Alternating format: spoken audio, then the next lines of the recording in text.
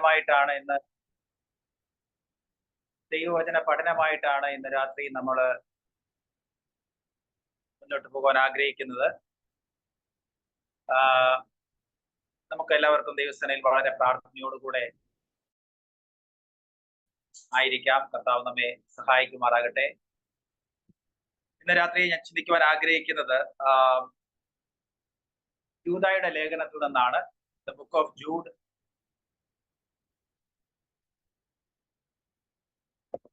ആ ലേഖനം ദയവായിട്ട് എല്ലാവർക്കും തുറക്കാം. Let's turn to the book of Jude. യൂദായുടെ ലേഖനത്തെ എന്ന ചില കാര്യങ്ങൾ നമ്മൾ ഒരുമിച്ച് ചിന്തിക്കുവാൻ ഇന്ന് രാത്രിയിൽ താല്പര്യപ്പെടുകയാണ്.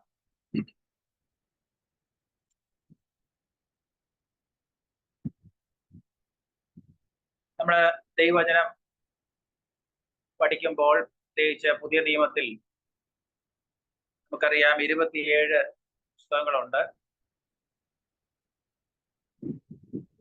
അതോടൊപ്പം ആ പുസ്തകങ്ങളിൽ കൂടുതലും ലേഖനങ്ങളാണ്. പൗലോസ് എഴുതിയ ലേഖനങ്ങളുണ്ട്, പത്രോസ് എഴുതിയ ലേഖനമുണ്ട്, യോഹന്നാൻ എഴുതിയ ലേഖനങ്ങളുണ്ട്. അങ്ങനെ ലേഖനങ്ങളുടെ ഒടുവിൽ എഴുതപ്പെട്ടിരിക്കുന്ന ഒരു കൊച്ചു ലേഖനമാണ് യൂദായുടെ ലേഖനം. ഈ ലേഖനം ഒരൊറ്റ അധ്യായം മാത്രമേ ഉള്ളൂ. എങ്കിലും ഇത് വളരെ പ്രാധാന്യമുള്ള ഒരു ലേഖനമായതുകൊണ്ടാണ് ബൈബിളിലെ അവസാന പുസ്തകമായ വെളിപ്പാട് പുസ്തകത്തിന് തൊട്ടു മുൻപിൽ നമുക്ക് ഈ ലേഖനം വേദപണ്ഡിതന്മാർ ഉൾപ്പെടുത്തിയിരിക്കുന്നു. യൂദായുടെ ലേഖനം നമ്മൾ വായിക്കുമ്പോൾ ഇത് യൂദ ആരാണെന്ന് നമുക്ക് മനസ്സിലാക്കുവാൻ കഴിയും. യൂദായുടെ ലേഖനത്തിന്റെ 1-ാം അധ്യായത്തിൽ വാക്യത്തിൽ നമ്മൾ ഇങ്ങനെ വായിക്കുകയാണ്: യേശു ക്രിസ്തുവിന്റെ ദാസനും യാക്കോബിന്റെ സഹോദരനുമായ യൂദാ, പിതാവായ ദൈവത്താൽ സ്നേഹിക്കപ്പെട്ടു യേശു ക്രിസ്തുവിനായി സൂക്ഷിക്കപ്പെട്ടും ഇരിക്കുന്നവരായ വിളിക്കപ്പെട്ടവർക്ക് എഴുതുന്നു. അപ്പോൾ ഈ യൂദ ആരാണെന്നുള്ള ഒരു ചിത്രം നമുക്ക് അവിടെ ലഭിക്കുന്നുണ്ട്. അവിടെ യൂദ പറയുന്നത് താൻ യേശുവിന്റെ ദാസനും യാക്കോബിന്റെ സഹോദരനും എന്നാണ്. അപ്പോൾ ഈ യാക്കോബ് യേശു ക്രിസ്തുവിന്റെ സഹോദരനായ യാക്കോബിനെ കുറിച്ചാണ് ഇവിടെ പറഞ്ഞിരിക്കുന്നത് എന്ന് നമുക്ക് മനസ്സിലാക്കാൻ കഴിയും. യേശുവിന്റെ സഹോദരൻ അല്ലെങ്കിൽ ഹാഫ് ബ്രദർ ആയിരുന്നു യാക്കോബ്. സുവിശേഷം 13-ാം അധ്യായം 55-ാം വാക്യത്തിൽ യേശുവിന്റെ സഹോദരന്മാരെ കുറിച്ച് രേഖപ്പെടുത്തിയിട്ടുണ്ട്. അപ്പോൾ അതില് യാക്കോബ് യേശുവിന്റെ സഹോദരനായിരുന്നു. യൂദായും ഒരു ഹാഫ് ബ്രദർ ആണ് എന്ന് നമുക്ക് മനസ്സിലാക്കാൻ കഴിയും. യേശുവിന്റെ സഹോദരനാണെങ്കിലും ആ കാര്യം ഇവിടെ യൂദ വെളിപ്പെടുത്തുന്നില്ല. മറിച്ച് യൂദ അവിടെ തന്നെ പരിചയപ്പെടുത്തുന്നത് യേശുവിന്റെ ഒരു ദാസൻ എന്ന നിലയിൽ, സ്ലേവ് ഓഫ് ക്രൈസ്റ്റ്, യേശുവിന്റെ ദാസനായിട്ടാണ് തന്നെ പരിചയപ്പെടുത്തുന്നത്. അപ്പോൾ നമ്മൾ മനസ്സിലാക്കുമ്പോൾ യേശുവിന്റെ സഹോദരന്മാർ ആദ്യകാലങ്ങളിലൊന്നും യേശുവിനെ മശികയായിട്ട് അല്ലെങ്കിൽ കർത്താവായിട്ട് അംഗീകരിച്ചിരുന്നില്ല. കാരണം കൂടെ ഒരു ഭവനത്തിൽ ജനിച്ചു വളർത്തപ്പെട്ട ഒരു സഹോദരനെ പെട്ടെന്ന് ദൈവമായിട്ടും കർത്താവായിട്ടൊന്നും ആർക്കും അംഗീകരിക്കാൻ കഴിയും. അതുകൊണ്ട് തന്നെ യേശു ഭൂമിയിലായിരുന്നപ്പോൾ ആദ്യകാലങ്ങളിൽ യേശുവിന്റെ സഹോദരന്മാർ അവനെ അംഗീകരിച്ചിരുന്നില്ല. പലപ്പോഴും സഹോദരന്മാരൊക്കെ ചിന്തിച്ചിരുന്ന യേശുവിന് എന്തോ ബുദ്ധിഭ്രമം പിടിച്ചു, അവൻ എന്തൊക്കെയോ പറയുകയാണ് എന്നൊക്കെ ആയിരുന്നു ആദ്യകാലത്ത് യേശുവിന്റെ സഹോദരന്മാർ പോലും ചിന്തിച്ചിരുന്നു. യോഹന്നാന്റെ സുവിശേഷം 7-ാം അധ്യായത്തിൽ അതിന്റെ ഒരു സംഭവം നമുക്ക് കാണുവാൻ കഴിയും. യേശുവിനോട് തന്റെ സഹോദരന്മാർ പറയുകയാണ്, നീ പ്രസിദ്ധനാകാൻ ആഗ്രഹിക്കുന്നെങ്കിൽ നീ യഹൂദയിൽ ചെന്ന് പ്രസംഗിക്കുക, നീ നിന്നെ തന്നെ അവർക്ക് വെളിപ്പെടുത്തി യെരൂശലേമിൽ പോയി പ്രസംഗിക്കുക എന്നൊക്കെ പറഞ്ഞ് അവർ പരിഹസിക്കുന്നതായിട്ട് നമ്മൾ കാണുന്നു. എന്നാൽ പിൽക്കാലത്ത് യേശുവിന്റെ സഹോദരന്മാർ തന്നെ അവന്റെ ശിഷ്യന്മാരായി മാറി. അവൻ കർത്താവെന്ന് അംഗീകരിച്ചു, യേശു മശികയാണെന്ന് അംഗീകരിച്ചു. അത് തന്നെ യേശു ദൈവമാണെന്നുള്ളതിന്റെ ഏറ്റവും വലിയ തെളിവാണ്. കാരണം കൂടെ ജനിച്ച് വളർത്തപ്പെട്ട സഹോദരന്മാരെ ആരും ദൈവമായിട്ട് അംഗീകരിക്കാറില്ല. എന്നാൽ യേശുവിന്റെ സഹോദരന്മാരായ യാക്കോബും യൂദായും പിൽക്കാലത്ത് യേശുവിന്റെ ശിഷ്യന്മാരായി അവൻ കർത്താവാണ്, അവൻ മശികയാണെന്ന് അവർ അംഗീകരിച്ചു. ആ അംഗീകരിച്ച യൂദ ഇവിടെ 1-ാം അധ്യായത്തിന്റെ 1-ാം വാക്യത്തിൽ പറയുകയാണ്, ഞാൻ യേശുവിന്റെ ഒരു ദാസനാണ്, I'm a slave of Christ. അങ്ങനെ യേശുവിന്റെ ദൈവത്വത്തെ അംഗീകരിക്കുവാൻ ഒരു വെളിപ്പാട് യൂദായ്ക്ക് ലഭിക്കാൻ ഇടയായിരുന്നു. ഈ യൂദായുടെ ലേഖനത്തില് ഇതിന്റെ കണ്ടന്റ് നമ്മൾ നോക്കുകയാണെങ്കിൽ യൂദായുടെ ലേഖനവും 2 പത്രോസിന്റെ ലേഖനവും തമ്മിൽ വലിയ സാമ്യമുണ്ട്. There is much similarity between the book of Jude and 2 Peter. 2 പുസ്തകങ്ങളിലും എഴുതിയിരിക്കുന്ന കാര്യങ്ങൾ വളരെ സാമ്യമുള്ളവയാണ്. ഈ 2 പുസ്തകങ്ങളും പ്രതിപാദിക്കുന്ന പ്രധാന വിഷയം തെറ്റായ ഉപദേശങ്ങൾ അല്ലെങ്കിൽ തെറ്റായ പ്രവാചകന്മാർ, കള്ളപ്രവാചകന്മാരൊക്കെ എഴുന്നേൽക്കുന്ന ഒരു കാലമുണ്ട് ഉണ്ടാവും. അപ്പോൾ ആ പശ്ചാത്തലത്തിൽ ദൈവത്തിന്റെ യഥാർത്ഥ ഉപദേശം, സത്യ ഉപദേശങ്ങൾ മുറുകെ പിടിക്കുന്നവരായിരിക്കണം, ആ സത്യ ഉപദേശത്തിൽ നിലനിൽക്കുന്നവരായിരിക്കണം എന്നുള്ള വിഷയമാണ് ഈ 2 ലേഖനങ്ങളിലും നമുക്ക് കാണുവാൻ കഴിയും. നിങ്ങൾ ആ 2 ലേഖനങ്ങളും പിന്നീട് വായിച്ചു നോക്കിയാൽ മനസ്സിലാകും, ധാരാളം സാമ്യങ്ങൾ ഈ 2 പുസ്തകങ്ങളിലും നമുക്ക് കാണുവാൻ കഴിയും. ഈ പുസ്തകം എഴുതപ്പെട്ടത് ഏകദേശം AD 60-നും AD 80-നും ഇടയ്ക്കുള്ള കാലഘട്ടത്തിലാണ്. അപ്പോൾ ഈ പുസ്തകത്തിന്റെ പ്രതിപാദ്യ വിഷയം അന്ത്യകാലത്ത് നടക്കാൻ പോകുന്ന കാര്യങ്ങളാണ്. Things that are related to the end of the age. അന്ത്യകാലത്ത് നടക്കാൻ പോകുന്ന കാര്യങ്ങൾ അതുമായിട്ട് ബന്ധപ്പെടുത്തിയാണ് പറഞ്ഞിരിക്കുന്നത്. അന്ത്യകാലം എന്ന് പറയുമ്പോൾ നമ്മൾ ജീവിക്കുന്ന കാലഘട്ടം അന്ത്യകാലമാണ്. ദൈവസഭ 1-ാം നൂറ്റാണ്ടിൽ പെന്തക്കോസ്ത് ദിവസം ദൈവസഭ ആരംഭിച്ചു. 2000 വർഷം മുൻപ് ദൈവസഭ ആരംഭിച്ചു.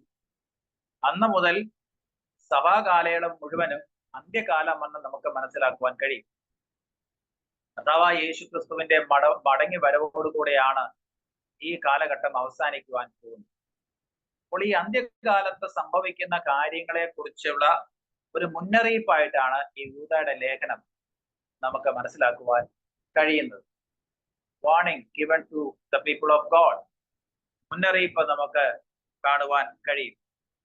കാരണം ധാരാളം വ്യത്യസ്തമായ ഉപദേശങ്ങൾ, വ്യത്യസ്തമായ ചിന്താഗതികളും പഠിപ്പിക്കലുകളും വളരെ പ്രചാരത്തിലായിരിക്കുന്ന ഒരു കാലഘട്ടമാണ് അന്ത്യകാലഘട്ടം എന്ന് നമുക്ക് മനസ്സിലാക്കുവാൻ കഴിയും.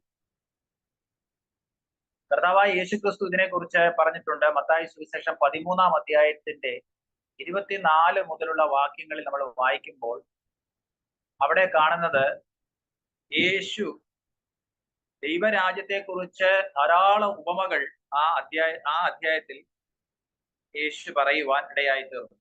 മത്തായി സുവിശേഷം 13-ാം അധ്യായത്തിൽ മുഴുവനും ദൈവരാജ്യത്തെ കുറിച്ചുള്ള ഉപമകളാണ്.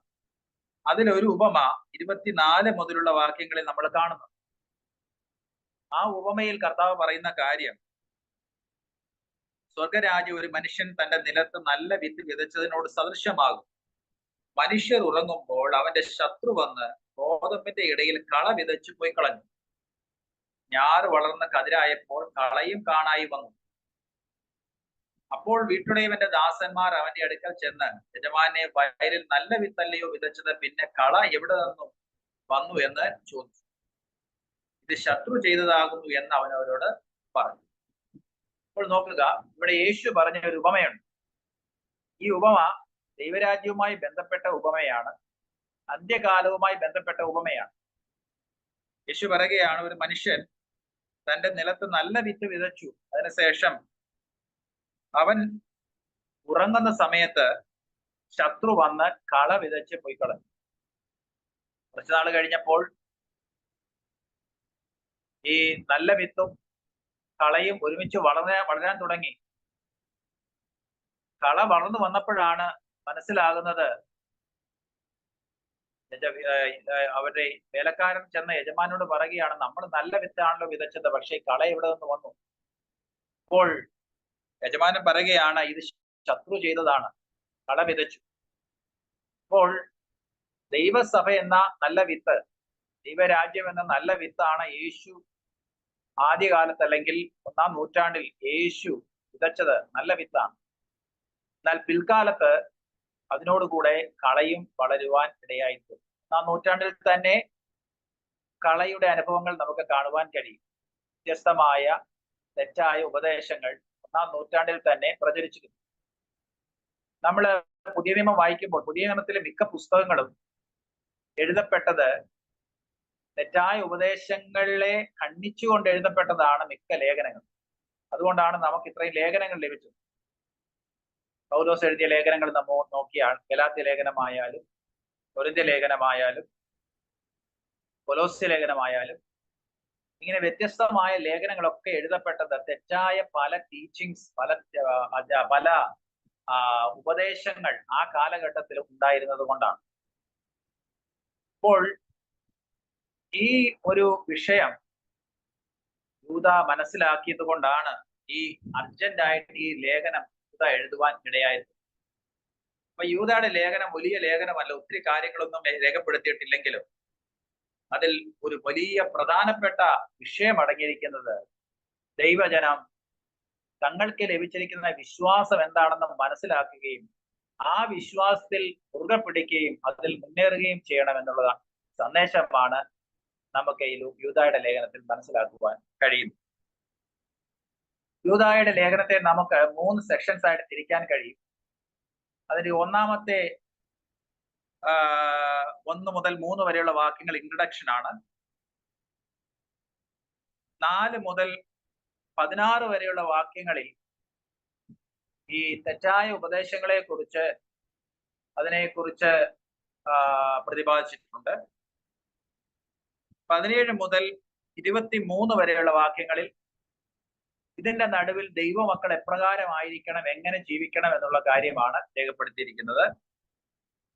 അവസാനത്തെ 2 വാക്യങ്ങൾ ഡോക്സോളജിയാണ്, അല്ലെങ്കിൽ ദൈവത്തെ മഹത്വപ്പെടുത്തുകയാണ്, ദൈവത്തെ സ്തുതിയും ആരാധനയും പുകഴ്ചയും അർപ്പിക്കുന്നതായിട്ട് കാണുവാൻ കഴിയും. ഇങ്ങനെ 4 സെഷൻസ് ആയിട്ട് നമുക്ക് ഈ പുസ്തകത്തെ തിരിച്ച് മനസ്സിലാക്കുവാൻ കഴിയും.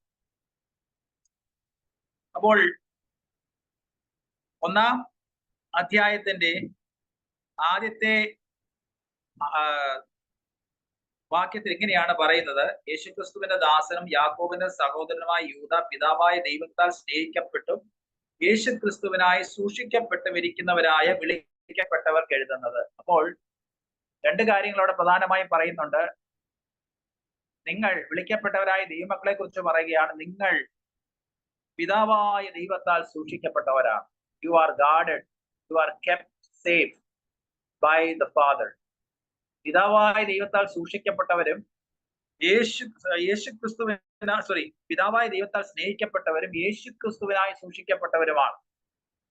U are loved by God the father and you are kept safe by Jesus Christ. അപ്പോൾ ഇവിടെ ആദ്യം തന്നെ യൂദ നൽകുന്ന സന്ദേശം, നമ്മൾ ദൈവത്താൽ വിളിക്കപ്പെട്ടവരാണ്, ദൈവത്താൽ തെരഞ്ഞെടുക്കപ്പെട്ടവരാണ്, മാത്രമല്ല ദൈവത്താൽ സൂക്ഷിക്കപ്പെട്ടവരാണ്. യു ആർ ഗാർഡഡ്, നിങ്ങൾ ദൈവത്താൽ സൂക്ഷിക്കപ്പെട്ടവരാണ്.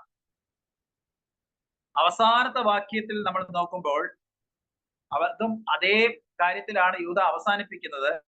24-ാം വാക്യത്തിൽ പറയുകയാണ്: വീഴാതെ വണ്ണം നിങ്ങളെ സൂക്ഷിച്ച് തന്റെ മഹിമാ സന്നിധിയിൽ കളങ്കമില്ലാത്തവരായി ആനന്ദത്തോടെ നിർത്തുവാൻ ശക്തിയുള്ളവന് നമ്മുടെ കർത്താവായ യേശുക്രിസ്തു മുഖാന്തരം നമ്മുടെ രക്ഷിതാവായ ഏക ദൈവത്തിന് തന്നെ സർവകാലത്തിന് മുമ്പും ഇപ്പോഴും സദാകാലത്തോളവും തേജസ്സും മഹിമയും ബലവും അധികാരവും ഉണ്ടാകുമാറാകട്ടെ.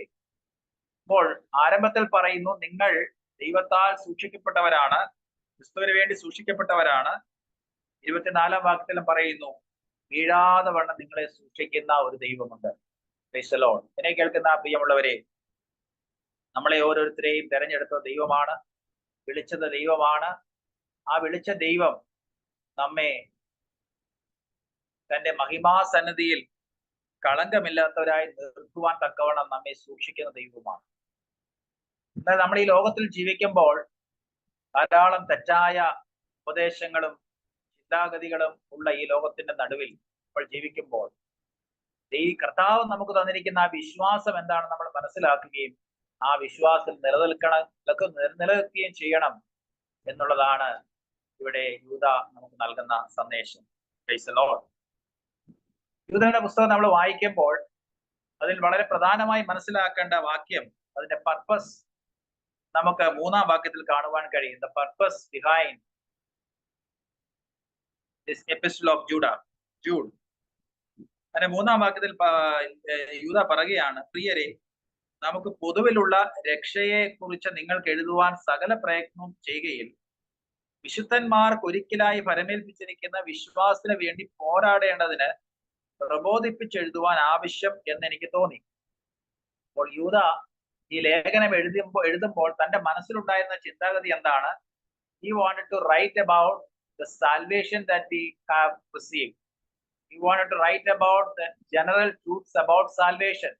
നമ്മുടെ രക്ഷയെ കുറിച്ച് പൊതുവായിട്ടുള്ള ചില കാര്യങ്ങളാണ് യൂദ ആദ്യമായിട്ട് എഴുതുവാൻ തന്റെ മനസ്സിൽ പ്ലാൻ ചെയ്തു. എന്നാൽ താൻ എഴുതാൻ തുടങ്ങിയപ്പോൾ അതിൽ നിന്ന് അല്പം മാറി ദൈവം നമുക്ക് തന്നിരിക്കുന്ന വിശ്വാസത്തിന് വേണ്ടി പോരാടണം, to contend for the faith given by God. അപ്പൊ ദൈവം നമുക്ക് തന്ന വിശ്വാസത്തിന് വേണ്ടി പോരാടേണ്ടത് ആവശ്യമാണെന്ന് താൻ മനസ്സിലാക്കി ആ വിഷയത്തിലേക്ക് താൻ തിരിയുവാൻ ഇടയായിട്ടുണ്ട്. അപ്പോൾ ഇവിടെ പറയുകയാണ്, നിങ്ങൾ വിശുദ്ധന്മാർക്ക് ഒരിക്കലായി ഫലമേൽപ്പിച്ചിരിക്കുന്ന വിശ്വാസത്തിന് വേണ്ടി പോരാടേണ്ടതിന് പ്രബോധിപ്പിച്ചെഴുതുവാൻ ആവശ്യം എന്ന് എനിക്ക് തോന്നി. അപ്പോൾ നിങ്ങൾ വിശുദ്ധന്മാർക്ക് വേണ്ടി ഒരിക്കലായി ഫലമേൽപ്പിച്ചിരിക്കുന്ന വിശ്വാസം, ആ വിശ്വാസം നിലനിൽക്കണം, ആ വിശ്വാസത്തിന് വേണ്ടി പോരാടണം എന്നുള്ള വിഷയമാണ് താൻ എഴുതുവാൻ ഇടയായിട്ടുള്ളത്. സോ അപ്പം ഈ ലേഖനത്തിന്റെ പ്രധാന പ്രമേയം എന്ന് പറയുന്നത് content for the faith which is entrusted once for all to the servants of God. ദൈവത്തിന്റെ വിശുദ്ധന്മാർക്ക് വേണ്ടി ഒരിക്കലായി ഫലമേൽപ്പിച്ച വിശ്വാസം, ആ വിശ്വാസത്തിന് വേണ്ടി പോരാടുക, ആ വിശ്വാസത്തിൽ നിലനിൽക്കുക, ആ വിശ്വാസത്തെ മുറുകെ പിടിക്കുക എന്ന് പറഞ്ഞാൽ ഒരിക്കലായി ഫലമേൽപ്പിക്കപ്പെട്ടതാണ്. പിന്നീട് മാറിക്കൊണ്ടിരിക്കുന്ന വിശ്വാസമല്ല, കാലഘട്ടം അനുസരിച്ച് മാറിപ്പോകുന്ന വിശ്വാസമല്ല. It has been entrusted once for all, ഒരിക്കലായി ഫലമേൽപ്പിച്ച വിശ്വാസമാണ്. നമ്മുടെ ജീവിക്കുന്ന കാലഘട്ടം മാറുന്ന അനുസരിച്ച് നമ്മുടെ വിശ്വാസവും നമ്മുടെ ചിന്താഗതികളും മാറിപ്പോകുന്ന ഒരവസ്ഥയിലേക്കല്ല ദൈവം നമ്മളെ വിളിച്ചത്. ദൈവം നമുക്ക് തന്നിരിക്കുന്ന വിശ്വാസം മാറിപ്പോകാത്ത വിശ്വാസമാണ്. കാലങ്ങൾ മാറാം, സമയങ്ങൾ മാറാം, ജീവിത രീതികൾ മാറാം, സാഹചര്യങ്ങൾ മാറാം, എന്നാൽ ദൈവത്തിന്റെ വചനത്തിന് ഒരിക്കലും മാറ്റമില്ല. ദൈവം നമുക്ക് ഒരിക്കലായി ഫലമേൽപ്പിച്ചിരിക്കുന്ന വിശ്വാസത്തിന് ഒരിക്കലും മാറ്റമില്ല. ആ വിശ്വാസത്തിന് വേണ്ടി പോരാടുവാൻ ദൈവം നമ്മെ ഓരോരുത്തരെയും വിളിച്ചിരിക്കുകയാണ്. വിശ്വാസത്തിന് വേണ്ടി പോരാടണം എന്ന് പറയുമ്പോൾ അതിന്റെ അർത്ഥം എന്താണ്? മറ്റുള്ളവരോട് നമ്മള് പോരാടണമെന്നല്ല, ലിറ്ററലി അതല്ല അതിന്റെ അർത്ഥം, മറിച്ച് നമ്മൾ അതിനു വേണ്ടി നിൽക്കുക, ആ വിശ്വാസത്തിന്റെ ഉറച്ചു നിൽക്കുക, അതിനെതിരായി വരുന്ന പ്രവണതകൾക്കെതിരായിട്ട് നമ്മൾ നിൽക്കുക എന്നുള്ളതാണ് ഇവിടെ യൂദ ഉദ്ദേശിക്കുന്നത്.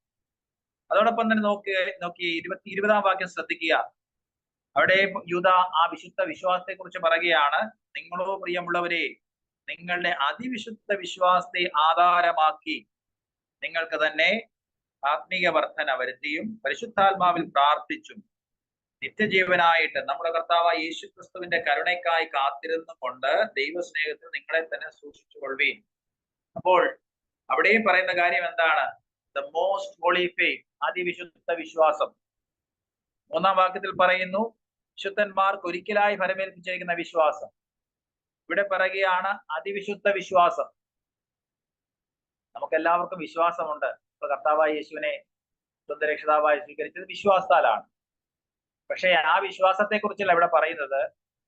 It talks about the fundamental faith, the doctrines.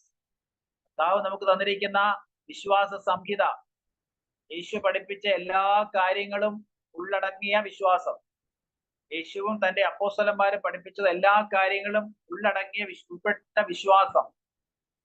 ആ വിശ്വാസത്തെ കുറിച്ചാണ് പറയുന്നത്. ഇത് അതിവിശുദ്ധ വിശ്വാസമാണ്. ഇന്ന് രാത്രികാലം നമുക്ക് ദൈവസന്നിധിയിൽ സന്തോഷിക്കാനും ദൈവത്തെ മഹത്വപ്പെടുത്താനും കഴിയുന്ന ഒരു കാര്യമാണ്. ദൈവം നമുക്ക് അതിവിശുദ്ധ വിശ്വാസമാണ് നമുക്ക് നൽകിയിരിക്കുന്നത്. ഹല്ലേലൂയ.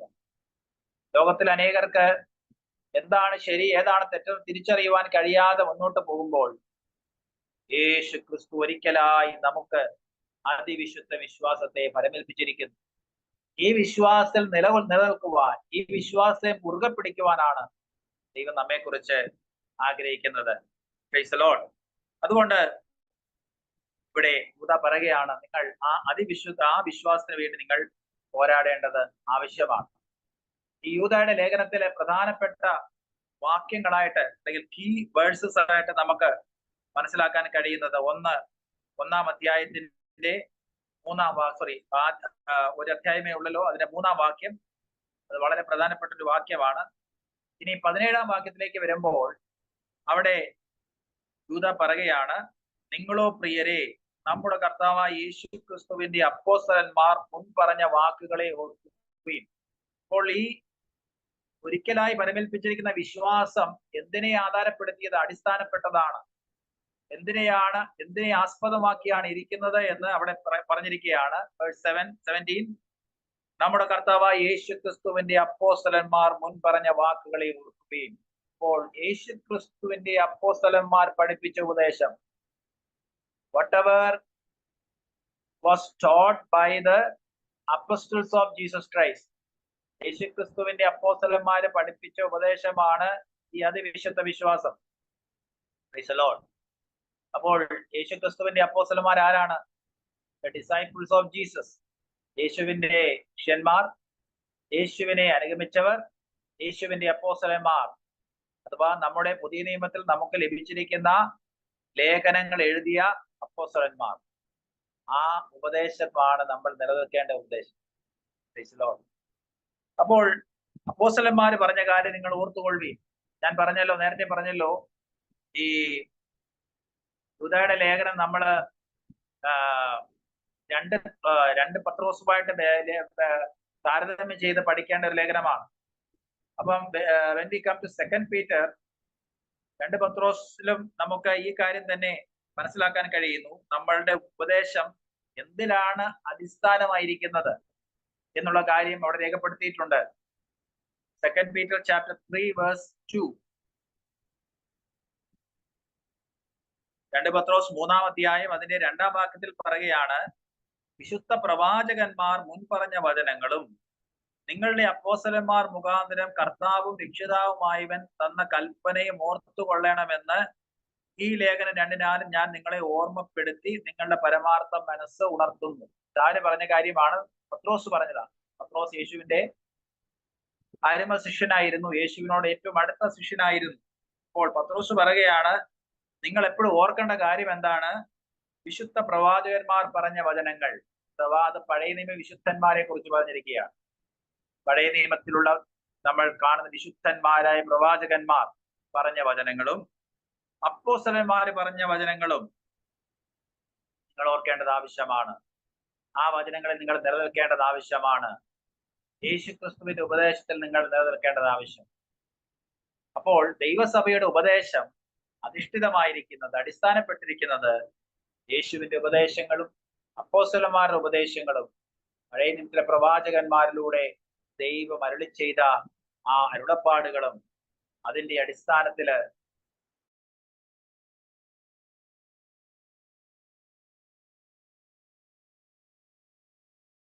നമ്മൾ പോരാടുകയും ചെയ്യേണ്ടത് എന്ന് ദൈവത്തിന്റെ വചനം നമ്മളെ പഠിപ്പിക്കുന്നു. Price the Lord. അപ്പോൾ ഈ വിശ്വാസത്തിന് വേണ്ടി നമ്മൾ പോരാടുമ്പോൾ യൂദാ പറയുകയാണ്, അന്നത്തെ കാലത്ത് ധാരാളം തെറ്റായ ഉപദേശങ്ങൾ അന്നത്തെ കാലത്ത് തന്നെ പ്രചരിച്ചിരുന്നു. നമ്മള് ഈ യൂദായുടെ ലേഖനം പഠിക്കുമ്പോൾ പഴയ നിയമത്തിലെ ധാരാളം പഴയ നിയമത്തിലെ പല വ്യക്തികളെയും താരതമ്യം ചെയ്ത് ഒരു മുന്നറിയിപ്പായിട്ട് യൂദാ നമുക്ക് നൽകുകയാണ്. കാരണം ഇറ്റ്സ് എ വാർണിംഗ്. കാരണം നമുക്കും പലപ്പോഴും അബദ്ധങ്ങൾ സംഭവിക്കാൻ സാധ്യതയുണ്ട്. എത്രയോ വർഷങ്ങൾ നല്ല വിശ്വാസത്തിൽ മുറുകെ പിടിച്ചിരുന്നവർ ഈ അടുത്ത കാലയളവിലായിട്ട് തെറ്റായ ഉപദേശങ്ങളിലേക്ക് പോകുന്നത് നമുക്ക് കാണുവാൻ കഴിയും. ശരിയായി ആത്മാവിലും സത്യത്തിലും ദൈവത്തെ ആരാധിച്ചുകൊണ്ടിരുന്നവർ പിന്നെയും പഴയ അല്ലെങ്കിൽ പാരമ്പര്യ സഭകളിലേക്ക് മടങ്ങിപ്പോകുന്ന ഒരു കാഴ്ച നമ്മൾ കാണുന്നുണ്ട്. ഒത്തിരി വർഷങ്ങളായിട്ട് എന്നവർ ഇന്ന് മാറിപ്പോകുന്ന ആ അവസ്ഥ നമ്മൾ കാണുന്നുണ്ട്. അതൊരു ഒറ്റപ്പെട്ട സംഭവമല്ല, പലയിടങ്ങളിലും അങ്ങനെ സംഭവിച്ചുകൊണ്ടിരിക്കുന്നു. അപ്പോൾ നമ്മൾ മനസ്സിലാക്കണം, നമുക്ക് നമ്മുടെ അടിസ്ഥാനം എന്ന് പറയുന്നത് യേശുവിന്റെ പഠിപ്പിക്കലുകളും അപ്പോസ്തലന്മാര് പഠിപ്പിച്ചതും അതുപോലെ ദൈവത്തിന്റെ വചനത്തിന്റെ മൊത്തമായ ഉപദേശങ്ങളാണ് നമ്മൾ അനുഗമിക്കേണ്ടത് എന്ന് നമ്മൾ മനസ്സിലാക്കിയിരിക്കേണ്ടത് ആവശ്യം. ഇതിനുവേണ്ടി യൂദ ചെയ്യുന്നത് പഴയ നിയമത്തിലെ പല സംഭവങ്ങളെയും പല വ്യക്തികളെയും നമ്മുടെ മുമ്പിൽ കൊണ്ടുവരികയാണ്. ഒന്നാമതായിട്ട് നമ്മൾ കാണുന്നത് 5-ാം വാക്യത്തിൽ യൂദ നമ്മളെ ഇസ്രായേൽ മക്കളെ കുറിച്ച് ഓർപ്പിക്കുകയാണ്. ഇസ്രായേൽ മക്കളെ കുറിച്ച് പറഞ്ഞിട്ട് അവിടെ പറയുകയാണ്, നിങ്ങളോ സകലവും ഒരിക്കൽ അറിഞ്ഞുവെങ്കിലും നിങ്ങളെ ഓർപ്പിപ്പാൻ ഞാൻ ഇച്ഛിക്കുന്നത് എന്തെന്നാൽ കർത്താവ് ജനത്തെ ഇസ്രായേലിൽ നിന്ന് രക്ഷിച്ചിട്ടും വിശ്വസിക്കാത്തവരെ പിന്നത്തേതിൽ നശിപ്പിച്ചു. അപ്പൊ ഇസ്രായേൽ മക്കളെ നമ്മുടെ മുമ്പിൽ കൊണ്ടുവരികയാണ്. ഇസ്രായേലി മക്കളെ മുൻപിൽ കൊണ്ടുവന്നിട്ട് പറയുകയാണ്, ഇസ്രായേൽ മക്കളുടെ ജീവിതം നിങ്ങൾക്ക് ഒരു മുന്നറിയിപ്പായി നിങ്ങൾ മനസ്സിലാക്കണം. കാരണം ഒരിക്കൽ അവർ ഇസ്രായേലിൽ നിന്ന് വിടുവിക്കപ്പെട്ടവരാണ്. നമ്മുടെ ഭാഷയിൽ പറയാൻ രക്ഷിക്കപ്പെട്ടവരാണ്. ഇസ്രായേലിന്റെ അടിമത്വത്തിൽ നിന്ന് വിടുവിക്കപ്പെട്ടവരാണ്. ദൈവം തന്നെ അവരെ അത്ഭുതകരമായി പുറത്തു കൊണ്ടുവന്നു. എന്നാൽ എന്താണ് സംഭവിച്ചത്? അവർ ദൈവത്തിന്റെ അത്ഭുത പ്രവൃത്തികളെല്ലാം കണ്ടിട്ടും ഒരു മരുഭൂമിയിലൂടെ യാത്ര ചെയ്യുന്ന സമയത്ത് അവര് പിന്മാറിപ്പോയി. അവര് ദൈവത്തോട് മത്സരിക്കാൻ ഇടയായി തീർന്നു. ആ ദൈവത്തിന്റെ ആ വചനത്തിൽ അവർ ഉറച്ചു നിന്നില്ല. മോശ മുഖാന്തരം ദൈവം അവർക്ക് കൽപ്പനകളും 10 കൽപ്പനകളും ധാരാളം ന്യായപ്രമാണം ഒക്കെ ദൈവം കൊടുത്തെങ്കിലും ദൈവത്തിന്റെ ആ വചനങ്ങളിൽ അവർ ഉറച്ചു നിൽക്കാത്തതിന്റെ ഫലമായിട്ട് ഒരു തലമുറ മുഴുവനും a whole generation perished in the wilderness. ആ മരുഭൂമിയിൽ പട്ടുപോകാനിടയായിരുന്നു. ഇത് യൂദ ആരോടാണ് പറയുന്നത്? പുതിയ നിയമ സഭയോട് പറയുകയാണ്, ദൈവമക്കളോട് പറയുകയാണ്. ഇസ്രായേൽ മക്കളുടെ ജീവിതം നിങ്ങൾക്കൊരു പാഠമായിരിക്കണം, നിങ്ങൾക്കൊരു മുന്നറിയിപ്പായിരിക്കണം. കൊരിന്ത്യർ ലേഖനത്തിൽ പൗലോസ് തന്നെ പറയുന്നുണ്ട്, അത് അവർക്ക് ദൃഷ്ടാന്തമായി സംഭവിച്ചു, നമ്മുടെ ബുദ്ധിമുദ്ദേശത്തിനായി എഴുതിയിരിക്കുന്നു. അപ്പോൾ ഇസ്രായേൽ മക്കളെ കൊണ്ടുവന്നിട്ട് പറയുകയാണ്, അവർ പലരും യാത്ര പുറപ്പെട്ടത് ശരിയായ ഡയറക്ഷനിലാണ്, പക്ഷേ കുറച്ച് കഴിഞ്ഞപ്പോൾ അവർ ദൈവത്തിന്റെ വചനങ്ങൾ വിശ്വസിക്കാതെ അവര് ദൈവത്തിൽ നിന്നും മാറിപ്പോകുവാൻ, അല്ലെങ്കിൽ ശരിയായ ഉപദേശത്തിൽ നിന്നും ദൈവമായിട്ടുള്ള ബന്ധത്തിൽ നിന്നും മാറിപ്പോകുവാനിടയായി. കേൾക്കുന്ന പ്രിയമുള്ളവരെ, നമ്മൾ അറിഞ്ഞിരിക്കുന്ന വിശ്വാസം എന്താണ്, നമ്മുടെ വിശ്വാസം എന്തിലാണ് അടിസ്ഥാനപ്പെട്ടിരിക്കുന്നത് എന്ന് നമ്മൾ തിരിച്ചറിയേണ്ടത് ആവശ്യമാണ്. അതിൽ നിലനിൽക്കേണ്ടത് ആവശ്യമാണ്. അതിൽ നിന്നും നമ്മെ വ്യതിചലിപ്പിക്കുന്ന ഉപദേശങ്ങൾ, തെറ്റായ ചിന്താഗതികൾ, ഉപദേശങ്ങൾ അതൊക്കെയും നമ്മൾ മനസ്സിലാക്കി ആ ഉപദേശത്തിൽ തന്നെ തുടരുവാൻ ദൈവം നമ്മെ കുറിച്ച് ആഗ്രഹിക്കുകയാണ്. നമ്മൾ 1 കൊരിന്ത്യർ 10-ാം അധ്യായത്തിലേക്ക് വരുമ്പോൾ ഇസ്രായേൽ മക്കളെ കുറിച്ച് പറയുകയാണ്, അവര് തെറ്റിപ്പോയി, ദൈവത്തിൽ നിന്നും അകന്നുപോയി, പലപ്പോഴും ദൈവത്തെ അവർ പരീക്ഷിച്ചു. അവിടെ പല കാര്യങ്ങൾ പറയുന്നുണ്ട്, എല്ലാം വിശദീകരിക്കാൻ സമയമില്ല. ഇവിടെ പറയുകയാണ്, അവര് ദൈവത്തോട് പിറുപിറുത്തു. നോക്കുക, 1 കൊരിന്ത്യർ 10-ാം അധ്യായത്തിന്റെ 6-ാം വാക്യത്തിൽ പറയുകയാണ്, ഇത് നമുക്ക് ദൃഷ്ടാന്തമായി സംഭവിച്ചു, അവർ മോഹിച്ചതുപോലെ നാമും ദുർമോഹികളാകാതിരിക്കേണ്ടതിന് തന്നെ. പിന്നെ പറയുകയാണ്, അവർ ദൈവത്തെ പരീക്ഷിച്ചു, അവർ പിറുപിറുത്തു. ഇങ്ങനെ താഴോട്ട് വായിക്കുമ്പോൾ നമുക്ക് കാണുവാൻ കഴിയും, ഇങ്ങനെ ഇസ്രായേൽ മക്കൾ ദൈവത്തിൽ നിന്ന് അകന്നു പോകുവാൻ ഇടയായിത്തീർന്നു. അത് യൂദായും അത് രേഖപ്പെടുത്തുകയാണ്. ഇസ്രായേൽ മക്കളുടെ ജീവിതത്തെ ഒരു പാഠമായി ഉൾക്കൊണ്ടുകൊണ്ട് നിങ്ങൾ നിങ്ങൾക്ക് തന്നിരിക്കുന്ന ഉപദേശത്തിൽ നേറുവാൻ ഇടയായിത്തീർന്നു. അടുത്തതായിട്ട് അവിടെ പറയുന്നത്, പഴയ നിയമത്തിലെ സംഭവം പറയുന്നത്, സാത്താൻ ദൈവത്തോട് മത്സരിച്ച കാര്യമാണ്. സാത്താൻ മത്സരിച്ചു. വാസ്തവത്തിൽ സാത്താനായിട്ട് ദൈവം ആരെയും സൃഷ്ടിച്ചില്ല, അല്ലെങ്കിൽ പിശാചിനെ ദൈവം സൃഷ്ടിച്ചത് പിശാചായിട്ട് സൃഷ്ടിച്ചതല്ല. ദൈവത്തിന്റെ വചനത്തിൽ നമ്മൾ കാണുന്നത് പിശാചിന്റെ ആരംഭത്തെ കുറിച്ച് കാണുന്നത് അവനൊരു ദൂതനായിരുന്നു, ഒരു ദൂതന്മാരിൽ ഏറ്റവും അഗ്രഗണ്യനായിരുന്നു. പക്ഷെ എന്താണ് സംഭവിച്ചത്? അവന്റെ ഹൃദയത്തിൽ നിഗളം കയറിയപ്പോൾ ദൈവത്തിന്റെ സിംഹാസനത്തിന്റെ മുകളിൽ നിന്റെ സിംഹാസനം വെക്കുമെന്ന് അവൻ ചിന്തിച്ച ഉടൻ തന്നെ ദൈവം അവനെ വെട്ടി താഴെയിട്ടു. അവനോട് കൂടെ ധാരാളം ദൂതന്മാരും അവനോട് കൂടെ തള്ളപ്പെടുവാൻ ഇടയായിട്ട്. അവരെ കുറിച്ച് യൂദാ സൂചിപ്പിച്ചിരിക്കുകയാണ്, തങ്ങളുടെ വാഴ്ച കാത്തുകൊള്ളാതെ സ്വന്തം വാസസ്ഥലം വിട്ടുപോയ ദൂതന്മാരെ മഹാദിവസത്തിന്റെ വിധിക്കായി എന്നേക്കുമുള്ള ചെങ്ങലയിട്ട് അന്ധകാരത്തിന് കീഴിൽ സൂക്ഷിച്ചിരിക്കുന്നു. അപ്പോൾ ദൂതന്മാരെ കുറിച്ച് പറയുകയാണ്, അവർക്ക് വീഴ്ച സംഭവിച്ചു. ഒരിക്കൽ ദൈവസന്നിധിയിൽ നിന്ന് ദൈവത്തെ ആരാധിച്ച ദൂതന്മാരാണ്. ലൂസിഫറിനെ കുറിച്ച് പറയുന്നത് മനോഹരമായി ദൈവത്തെ ആരാധിക്കുക, സംഗീതത്തോടു കൂടി ആരാധിക്കുന്ന ആ ദൂതൻ, അവൻ ദൈവത്തോട് മത്സരിച്ചപ്പോൾ ദൈവസന്നിധിയിൽ നിന്ന് വീഴുവാനിടയായിരുന്നു. അത് നമുക്കൊരു പാഠമായിരിക്കണം. ദൈവസന്നിധിയിൽ നമ്മൾ നിൽക്കുന്നതോ, ആരാധന നാം നയിക്കുന്നതോ, ദൈവിക ശുശ്രൂഷകളിൽ നമ്മൾ നിൽക്കുന്നതോ, അതൊന്നും നമ്മുടെ എന്നേക്കും നിൽക്കുന്നത് ഒന്നാണ് എന്ന് നമ്മൾ ചിന്തിക്കരുത്. കാരണം എപ്പോഴും തെറ്റിപ്പോകുവാൻ സാധ്യതയുള്ള ഒരു ലോകത്തിലാണ് നമ്മൾ ആയിരിക്കുന്നത്. അവർക്ക് സംഭവിച്ചത്, ദൈവത്തിനെ നിന്ന ദൈവത്തിന്റെ മുഖം നേരിട്ട് കണ്ട് ആരാധിച്ച ദൂതന്മാർക്ക് സംഭവിച്ചത് ഇന്നും സംഭവിക്കാൻ സാധ്യതയുണ്ട്. അതുകൊണ്ട് അവിടെ മുന്നറിയിപ്പായിട്ട് പറഞ്ഞിരിക്കുകയാണ്, നിങ്ങൾ സൂക്ഷിക്കുക, ദൈവം നിങ്ങൾക്ക് തന്നിരിക്കുന്ന വിശ്വാസം നിലനിൽക്കുക, നിങ്ങളെ ദൈവം ആക്കിയിരിക്കുന്നിടത്ത് വിശ്വസ്തരായി നിൽക്കുക. ഇവിടെ ദൂതന്മാരെ കുറിച്ച് പറഞ്ഞത് തങ്ങളുടെ വാഴ്ച കാത്തുകൊണ്ടാതെ എന്ന് പറയാൻ, തങ്ങളെ ദൈവം എവിടെയാണ് ആക്കിയത്, എന്തിനു വേണ്ടിയാണ് ആക്കിയത് തിരിച്ചറിയാതെ അവർ വാഴ്ച കാത്തുകൊള്ളാതെ ഇരുന്നത് കൊണ്ട് ഇപ്പോൾ അന്ധതമസിൽ അവരെ ചെങ്ങലക്കെട്ട് സൂക്ഷിച്ചിരിക്കും. അടുത്തതായി പറയുന്നത് സോതോമിനെ കുറിച്ചും ഗോമോറയെ കുറിച്ചുമാണ്. സോതോം ഗോമോറ പട്ടണങ്ങൾ നമുക്കറിയാം, ലോത്ത് കുടുംബമായി പോയി താമസിച്ച പട്ടണങ്ങളാണ്. ആ പട്ടണം മുഴുവനും അധാർമികതയിലും അശുദ്ധിയിലും ജീവിച്ച ഒരു പട്ടണം. അവിടെ ലോത്ത് പോയി താമസിക്കാനിടയായി. ലോത്ത് ആരാണ്? ദൈവത്തിന്റെ വിളി കേട്ട് അബ്രഹാമിന്റെ പുറകെ ഇറങ്ങിത്തിരിച്ച ആളാണ്, ദൈവത്തെക്കുറിച്ച് അറിവുള്ളയാളാണ്. പക്ഷേ ലോത്ത് ചെന്നപ്പെട്ടത് സോതോം ഗോമോറ എന്ന നഗരത്തിലാണ്.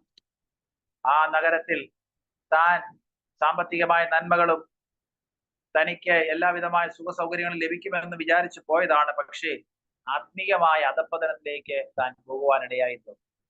ആ സോതോം ഗോമോറ പട്ടണങ്ങൾ എന്തുണ്ടായി? ദൈവം ആകാശത്ത് നിന്ന് ഗന്ധകവും തീയും വർഷിപ്പിച്ച് ആ പട്ടണങ്ങളെ പൂർണ്ണമായി നശിപ്പിച്ചു കളഞ്ഞു. അത് ഒരു ദൃഷ്ടാന്തമായി സംഭവിച്ചതാണ്. ലോകത്തിന് എല്ലാ കാലങ്ങളിലുള്ള എല്ലാ പട്ടണങ്ങൾക്കുമുള്ള ദൃഷ്ടാന്തമാണ് ആ സംഭവിച്ചത്. കാരണം പാപം വർദ്ധിക്കുന്നിടത്ത് ദൈവത്തിന്റെ ന്യായവിധി ഉണ്ടാകും. ബൈബിളിൽ പലപ്പോഴും നമ്മൾ കാണുന്ന ഒരു കാര്യമാണ്, പാപം വർദ്ധിച്ച് അതിന്റെ മൂർധന്യാവസ്ഥയിൽ എത്തുമ്പോഴാണ് ദൈവത്തിന്റെ ന്യായവിധി ഉണ്ടാകുന്നത്. നമുക്കറിയാം, അതിനൊരു ദൃഷ്ടാന്തമാണ് ഈ സോതോം ഗൊമോറ എന്ന ഈ പട്ടണങ്ങൾ. അപ്പോൾ അവര് ഈ ഭൗതികതയിൽ ലൗകികമായ കാര്യങ്ങൾ മാത്രം മുഴുകി അവർ ജീവിച്ചു. അവർ പാപത്തിലും അശുദ്ധിയിലും മുന്നേറിയത് കൊണ്ട് നമ്മൾ കാണുന്ന ദൈവത്തിന്റെ ന്യായവിധി അവരുടെ മേൽ വരുവാൻ ഇടയായി. അടുത്തതായിട്ട് നമ്മൾ കാണുന്നത് പഴയ നിയമത്തിലെ പരാമർശം നമ്മൾ കാണുന്നത് മോശയെ കുറിച്ചാണ്. 30-ാം വാക്യത്തിൽ മോശയെ കുറിച്ച് പറയുകയാണ്, മോശയുടെ ശരീരത്തെ കുറിച്ച് പിശാച് വാദിച്ചു എന്ന് പറയുന്നു. അപ്പോൾ ഈ ഒരു സംഭവം നമ്മള് പഴയ നിയമത്തില് രേഖപ്പെടുത്തിയിട്ടില്ല. എന്നാൽ ഇവിടെയാണ് നമുക്ക് അതിനെക്കുറിച്ചൊരു ഒരറിവ് ലഭിക്കുന്നത്. മോശ മരിച്ചു. മോശ അടക്കിയത് ദൈവം തന്നെയാണെന്ന് ബൈബിൾ പറയുന്നു. മോശെ എവിടെ അടക്കിയെന്ന് ആർക്കും അറിയുകയില്ല. എന്നാൽ ദൈവം തന്നെ അവനെ അടക്കി. എന്നാൽ ഇവിടെ പറയുകയാണ്, മോശ മരിച്ചു കഴിഞ്ഞപ്പോൾ പിശാച് എന്ത് ചെയ്തു? പിശാച് അവന്റെ ശരീരത്തെ കുറിച്ച് വാദിച്ചു എന്ന് പറയുന്നു. മോശയുടെ ശരീരത്തെ കുറിച്ച് വാദം നടത്തി. അപ്പോൾ കർത്താവ് അവനെ ഭത്സിച്ചു എന്ന് നമ്മൾ വായിക്കും. നോക്കുക, ഇസ്രായേൽ മക്കളെ മിസ്രയീമിൽ നിന്ന് പുറപ്പെടുവിച്ച് 10 അത്ഭുതങ്ങൾ ചെയ്ത് ചെങ്കടൽ വറ്റിച്ച് ആകാശത്ത് നിന്ന് മന്ന പൊഴിച്ചു കൊടുത്ത് പാറയിൽ നിന്നും അവർക്ക് വെള്ളം പുറപ്പെടുവിച്ച് ഇത്രയും അത്ഭുതങ്ങൾ ചെയ്ത് അവരെ വഴി നടത്തിയ നേതാവായിരുന്നു മോശ. ദൈവത്തെ നേരിട്ട് കണ്ട് മുഖാമുഖമായി സംസാരിച്ച മോശയെ പോലും പിശാച് വെറുതെ വിട്ടില്ല. മരിച്ചതിന് ശേഷം അവന്റെ ശരീരത്തെ കുറിച്ച് പോലും വാദിച്ചു എന്ന് നമ്മൾ കാണും. ഇതെന്തുകൊണ്ടാണ് യൂദ എഴുതുന്നത്? ഇത് ദൈവമക്കൾക്ക് ഒരു മുന്നറിയിപ്പായിട്ടാണ് എഴുതുന്നത്. നമുക്ക് ലഭിച്ചിരിക്കുന്ന അതിവിശുദ്ധ വിശ്വാസത്തിൽ നിലനിൽക്കുവാനും ആ വിശ്വാസത്തിൽ മുന്നേറുവാനും നമുക്ക് ഇവിടെ പ്രചോദനമായിട്ടാണ് എഴുതുന്നത്. നിങ്ങൾ ശ്രദ്ധിച്ചില്ല എങ്കിൽ പിശാച് നിങ്ങളെയും തകർത്ത് കളയും. പിശാച് നിങ്ങൾക്കെതിരായി പോരാടും, നിങ്ങളെയും തെറ്റിച്ചു കളയും. അതുകൊണ്ട് നിങ്ങൾ ആ വിശ്വാസത്തിൽ മുറുകെ പിടിക്കുക, അതിൽ നിലനിൽക്കുക എന്ന് ഇവിടെ പറയുകയാണ്. അപ്പോൾ അതാണ് മോശയെ കുറിച്ച് അവിടെ രേഖപ്പെടുത്തിയിരിക്കുന്നത്. പിന്നെ 11-ാം വാക്യത്തിൽ നമ്മൾ വരുമ്പോൾ കയീനെ കുറിച്ച് പറഞ്ഞു. കയീനെ കുറിച്ച് പറയുന്നത് എന്താണ്? ഇതെല്ലാം തെറ്റായ ഉപദേശകന്മാരുടെ സ്വഭാവത്തെ കുറിച്ചാണ് ഈ കാര്യങ്ങളെല്ലാം രേഖപ്പെടുത്തിയിരിക്കുന്നത്. ഇന്നും നമ്മൾ ജീവിക്കുന്ന ലോകത്തിലും ശരിയായ തെറ്റായ ധാരാളം ഉപദേശങ്ങൾ പ്രസംഗിക്കുന്നവരുണ്ട്, ധാരാളം കള്ള ഉപദേഷ്ടകന്മാരുമുണ്ട്. അവരുടെയൊക്കെ സ്വഭാവ രീതികളെ കുറിച്ചാണ് ഇവിടെ പറഞ്ഞിരിക്കുന്നത്. 11-ാം വാക്യത്തിൽ പറയുകയാണ്, അവർ കയീന്റെ വഴിയിൽ നടക്കുകയും കൂലി കൊതിച്ച് ബിലെയാമിന്റെ വഞ്ചനയിൽ തങ്ങളെ തന്നെ ഏൽപ്പിക്കുകയും ചെയ്യുന്നു. കയീനെ കുറിച്ച് പറഞ്ഞിരിക്കുകയാണ്. കയീന്റെ തെറ്റെന്തായിരുന്നു? അവൻ തന്റെ സഹോദരനെതിരായി പകയും വിദ്വേഷവും കൊണ്ടു നടന്നു. സഹോദരനെ വകവരുത്തുവാൻ ഒരു അവസരം കാത്തിരുന്നു. എപ്പോൾ തന്റെ സഹോദരനെ കൊല്ലാൻ എന്തെങ്കിലും ഹാബേൽ തനിക്കെതിരായി ചെയ്തിട്ടല്ല, ഹാബേൽ കയീനെതിരായിട്ട് ഒന്നും ചെയ്തിട്ടില്ല. പക്ഷേ ഹാബേൽ നിഷ്കളങ്കനായിരുന്നു. ദൈവത്തിനെ നീതിയോടെ ജീവിച്ച ഒരു സഹോദരനെതിരായിട്ട് തന്റെ ഹൃദയത്തിൽ ധാരാളം അസൂയയും വിദ്വേഷവും പകയും കൊണ്ട് നടന്നയാളാണ് കയീൻ. ഈ കയീനെ നമ്മുടെ മുമ്പിൽ കൊണ്ടുവരികയാണ്. ആ കയീൻ നിങ്ങൾക്ക് ഒരു പാഠമായിരിക്കണം. അവൻ തന്റെ സ്വന്തം സഹോദരനെ കൊല ചെയ്യുവാൻ ഇടയായി തീർന്നു. അങ്ങനെ ദൈവസേനയിൽ നിന്ന് അവൻ ദൂരെ പോകുവാൻ ഇടയായി തീർന്നു. അത് സംഭവിക്കരുത്. അടുത്തായിട്ട് ബിലെയാമിനെ കുറിച്ച് പറയുകയാണ്. ബിലെയാം നമുക്കറിയാവുന്നയാളാണ്. ബിലെയാം ആരായിരുന്നു? ദൈവത്തിന്റെ പ്രവാചകനാണ്, ദൈവത്തിന്റെ നാമത്തിൽ പ്രവചിച്ചവനാണ്. പക്ഷേ ബിലെയാം കൂലി കൊതിച്ച് നമ്മൾ കാണുന്നത് തനിക്ക് പണത്തിന് വേണ്ടിയുള്ള ആഗ്രഹമാണ് ദൈവത്തിൽ നിന്ന് അകന്നു പോകുവാൻ തനിക്ക് കാരണമായി തീർന്നു. ദൈവത്തിന്റെ പ്രവാചകനാണ്, ദൈവത്തിന്റെ ദൂതുകൾ വിളിച്ചു പറയുന്നവനാണ്. പക്ഷേ അവന് ധനം മോഹിച്ച് ആ രാജാവ് തന്നോട് പറഞ്ഞപ്പോൾ നമ്മൾ കാണുന്നത് ഇസ്രായേലിനെതിരായിട്ട്, ദൈവജനത്തിന്റെ ജനമായ ഇസ്രായേലിനെതിരായിട്ട് താൻ പ്രവചിക്കാൻ വാ തുറന്നു. പക്ഷേ ദൈവം അത് സമ്മതിച്ചില്ല. അവിടെയെല്ലാം തടസ്സങ്ങൾ നേരിട്ടപ്പോഴും ആ ബിലെയാം എന്താണ് ചെയ്തത്? അവൻ ലോകത്തിന്റെ പണവും ധനവും കുതിച്ച് താൻ ദൈവത്തിന്റെ വഴിയിൽ നിന്ന് മാറിപ്പോകുവാൻ ഇടയായിട്ടുണ്ട്. അപ്പോൾ ദൈവത്തിന്റെ പ്രവാചകന്മാർക്ക് പോലും ഇങ്ങനെ സംഭവിക്കാം എന്നുള്ള മുന്നറിയിപ്പാണ് ഇവിടെ പറഞ്ഞിരിക്കുന്നത്. ധാരാളം ആളുകൾ ദൈവത്തിന്റെ വചനം പ്രസ്താവിക്കേണ്ടവർ, അല്ലെങ്കിൽ ദൈവത്തിന് വേണ്ടി നിൽക്കേണ്ടവർ, ഇന്ന് നമുക്കറിയാം ധനത്തിന്റെയും സ്ഥാനമാനങ്ങളുടെയും പുറകെ പോയി അവർക്ക് ലഭിച്ചിരിക്കുന്ന ശുശ്രൂഷകളെല്ലാം നഷ്ടപ്പെട്ടിരിക്കുന്ന അവസ്ഥകൾ നമുക്ക് നമ്മുടെ ചുറ്റും കാണുവാൻ കഴിയും. അതുകൊണ്ട് പറയുകയാണ്, നിങ്ങൾക്ക് ലഭിച്ചിരിക്കുന്ന അതിവിശുദ്ധ വിശ്വാസത്തിൽ ഉറച്ചു നിൽക്കേണ്ടത് ആവശ്യമാണ്. അടുത്തായി കോരഹിനെ കുറിച്ച് പറയുകയാണ്. കോരഹ് ആരായിരുന്നു? മോശയോടും ദൈവത്തോടും മത്സരിച്ച വ്യക്തിയാണ്. ദൈവം വരെ മരുഭൂമിയിലൂടെ നടത്തിക്കൊണ്ട് വരുമ്പോൾ നമ്മൾ കാണുന്നത് മോശ അവരെ ലീഡ് ചെയ്തുകൊണ്ട് വരികയാണ് നമ്മൾ കാണുന്നുണ്ട്. എന്നാൽ ഈ കോരഹ് മോശയോട് മത്സരിച്ചപ്പോൾ വാസ്തവത്തിൽ താൻ ആരോടാണ് മത്സരിച്ചത്? ദൈവത്തോടാണ് മത്സരിച്ചത്. ഒരു കാര്യം നമ്മൾ മനസ്സിലാക്കണം, നമ്മളെ നയിക്കുന്ന ദൈവദാസന്മാർക്കെതിരായി, ലീഡേഴ്സിനെതിരായി നമ്മളെ നയിക്കുന്ന ദൈവത്തിന്റെ വചനങ്ങൾ നമുക്ക് പറഞ്ഞു തരികയും നമ്മെ നയിക്കുകയും ചെയ്യുന്നവർക്കെതിരായിട്ട് നമ്മൾ സംസാരിക്കുകയും പ്രവർത്തിക്കുകയും ചെയ്യുമ്പോൾ വാസ്തവത്തിൽ ദൈവത്തോടാണ് നമ്മൾ മത്സരിക്കുന്നത്. അങ്ങനെ മത്സരിച്ചതിന്റെ ഫലമായിട്ട് നമ്മൾ കാണുന്നു കോരഹ് മരുഭൂമിയിൽ പട്ടുപോയി. ഭൂമി വായ് പിളർന്ന് കോരഹും അവന്റെ കൂട്ടരും നശിച്ചു പോകുവാൻ ഇടയായി. ഇങ്ങനെ പഴയ നിയമത്തിൽ ധാരാളം ഉദാഹരണങ്ങൾ ഇവിടെ യൂദ ചൂണ്ടിക്കാണിക്കുക. 14 വാക്യത്തിലേക്ക് വരുമ്പോൾ ഹാനോക്കിനെ കുറിച്ച് പറയുന്നു. ഹാനോക്ക് പ്രവാചകൻ ഇങ്ങനെയുള്ളവരെ കുറിച്ച് പ്രവചിച്ചിട്ടുണ്ട്. നമുക്കറിയാമല്ലോ, നമ്മള് ഉൽപ്പത്തി പുസ്തകം വായിക്കുമ്പോൾ ഹാനോക്ക് ദൈവത്തോടു കൂടെ നടന്നു എന്ന് നമ്മൾ വായിക്കും. അനേക ആളുകൾ ദൈവത്തെ വിട്ടുപോയപ്പോൾ ഹാനോക്ക് ദൈവത്തോടു കൂടെ നടന്നു. ഹാനോക്കിന്റെ പുസ്തകം എന്നൊരു പുസ്തകമുണ്ട്, പഴയ കാലത്തുണ്ടായിരുന്നു. ആ പുസ്തകത്തിൽ നിന്നുള്ള ഉദ്ധരണിയാണ് ഇവിടെ രേഖപ്പെടുത്തിയിരിക്കുന്നത്.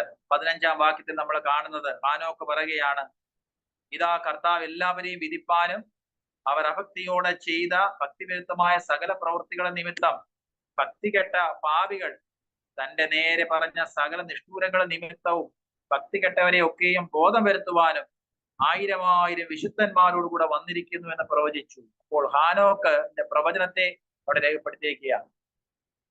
ഹാനോക്കിന്റെ പുസ്തകം ബൈബിളിൽ ഉൾപ്പെടുത്തിയിട്ടില്ല. ആ പുസ്തകം പക്ഷേ അന്നത്തെ കാലത്ത് ഹാനോക്ക് എഴുതിയ പുസ്തകങ്ങൾ ഉണ്ടായിരുന്നു. ചില വേദപണ്ഡിതരക്കന്മാര് പറയുന്നത് നോഹയുടെ പെട്ടകത്തിൽ നോഹ ആ പുസ്തകം സൂക്ഷിച്ചിരുന്നുവെന്നും പിൽക്കാലത്ത് ഹാനോക്കിന്റെ പുസ്തകത്തിലെ ഉദ്ധരണികളൊക്കെ അന്നത്തെ കാലത്ത് ആളുകൾ അവൻ മനസ്സിലാക്കിയിരുന്നു എന്നും ആണ് പറയുന്നത്.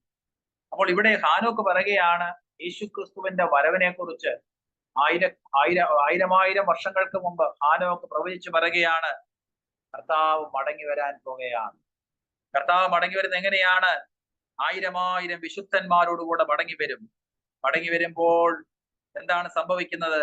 സകല ഭക്തികെട്ട പാപികൾക്കും ന്യായവിധി ഉണ്ടാകും. അതിനുവേണ്ടി കർത്താവ് മടങ്ങി വരാൻ പോകുകയാണ്. അപ്പോൾ ആ ഒരു കാലഘട്ടത്തിലാണ് നമ്മൾ ജീവിക്കുന്നത്. ഞാൻ നേരത്തെ പറഞ്ഞല്ലോ, 1-ാം നൂറ്റാണ്ടിൽ തന്നെ അന്ത്യകാലഘട്ടം ആരംഭിച്ചു. ദൈവസഭ ആരംഭിച്ച ആ സമയത്ത് തന്നെ അന്ത്യകാലഘട്ടം ആരംഭിച്ചു. ഇപ്പോൾ നമ്മൾ ജീവിക്കുന്ന അന്ത്യകാലഘട്ടത്തിന്റെ അന്ത്യമണിക്കൂറുകളിലാണ്. അതുകൊണ്ടാണ് ലോകത്തിൽ അനേക സംഭവങ്ങൾ നടന്നുകൊണ്ടിരിക്കുന്നത്. ഒന്നിനു പുറകെ ഒന്നായി ധാരാളം സംഭവങ്ങൾ നടന്നുകൊണ്ടിരിക്കുന്നു. വെളിപ്പാട് പുസ്തകത്തിൽ നമ്മൾ വായിക്കുന്നത് പോലെ പലതരത്തിലുള്ള അനിഷ്ട സംഭവങ്ങൾ നടക്കുന്നു. പകർച്ചവ്യാധികൾ, കാലാവസ്ഥ വ്യതിയാനങ്ങൾ മുഖാന്തരം ഉണ്ടാകുന്ന കെടുതികൾ, ഓരോ വർഷം കഴിയും തോറും കെടുതികൾ വർദ്ധിച്ചു വരികയാണ്. ആയിരങ്ങളാണ് ലോകത്തെ വിട്ട് മാറ്റപ്പെട്ടുകൊണ്ടിരിക്കുന്നത്. ന്യായവിധി പല നിലകളിൽ ഈ ലോകത്തിൽ വെളിപ്പെടുമ്പോൾ ദൈവമക്കൾ ഒരു കാര്യം മനസ്സിലാക്കിക്കൊള്ളണം, നമ്മൾ ജീവിക്കുന്നത് അന്ത്യകാലഘട്ടത്തിന്റെ അന്ത്യ മണിക്കൂറുകളിലാണ്. കർത്താവ് 1000 വിശുദ്ധന്മാരുമായി മേഘത്തിൽ പ്രത്യക്ഷനാകുവാൻ സമയം അടുത്തിരിക്കുകയാണ്. Price the Lord. അപ്പോൾ ആ കർത്താവ് വരുന്നത് ആരെ ചേർക്കുവാനാണ്?